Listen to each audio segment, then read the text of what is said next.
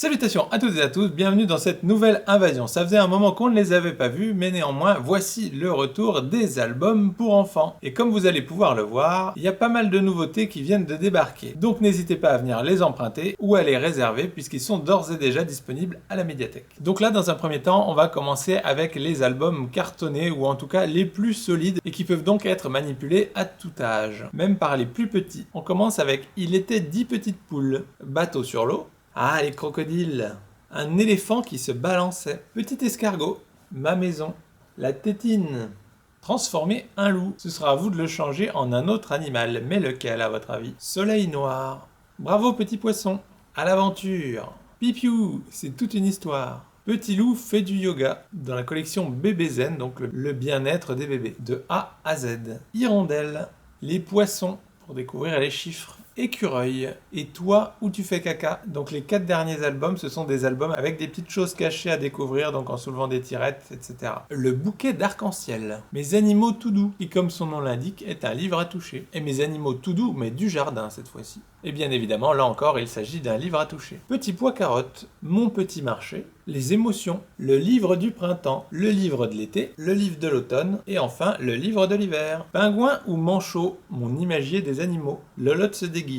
Des poules et des œufs. Il y a un loup. Tintamarre et Gazouillis, Une journée tout en bruit. Le Noël de Pop. Et pour finir avec les albums cartonnés, Binta danse. On va maintenant passer aux albums que l'on classe donc dans les collections dessins animés et qui se trouvent dans les bacs près des fenêtres, juste à côté des albums cartonnés d'ailleurs. Et on commence les collections avec 2 albums dans la série Kirikou. On a Kirikou et la sorcière.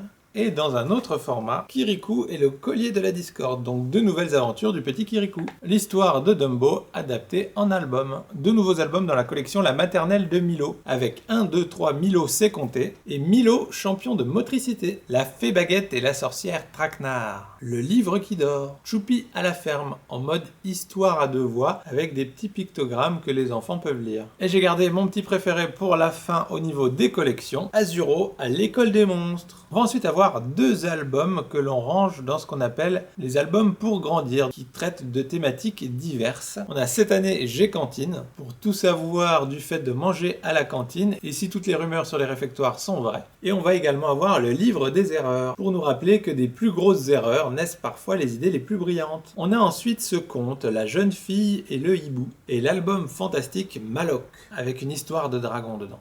Viennent ensuite 3 albums documentaires, donc ce qu'on appelle nous les premiers docs, avec mes petits pourquoi de 4 à 7 ans sur les enfants précoces. Un tout petit doc, donc de 1 à 3 ans, sur le camion des pompiers. Et un kiddie doc à jouer avec des petites roues à tourner, qui s'intitule Vive l'école. Et pour finir, on va avoir donc les albums d'hiver, qui se trouvent dans les étagères derrière moi, et qui sont classés donc par ordre alphabétique d'auteur. Même si là, je vais vous les présenter sans forcément trop de classement. Une place pour tous, avec en petit surtitre, il y a toujours 2 versions d'une même histoire. Donc vous commencez du début normalement et ensuite vous le relisez en partant de la fin et vous verrez que vous aurez une histoire complètement différente. Ce qui est un concept plutôt sympathique. J'aurais dû écouter papa et maman. Ah oui, il faut toujours les écouter. Où tu lis, toi? Les dinosaures n'existent pas. Utopia, un album pour un peu plus grand, donc conseillé à partir de 6-8 ans. Pleine neige, où l'on retrouve la patte d'Antoine Guillopé avec son superbe travail sur les ombres, les lumières, tout en papier découpé. Le bon côté du mur. Au milieu de ce livre, il y a un mur. Plutôt intriguant, non? Tétrodon, 3 petits animaux, Nuit polaire, La danse d'hiver, Méphisto, petit, pour savoir qui est le plus petit de tous les petits. Un appétit féroce. Le fil, tout au bout il y a un trésor. Suivez le fil. 2 chemins, Passage.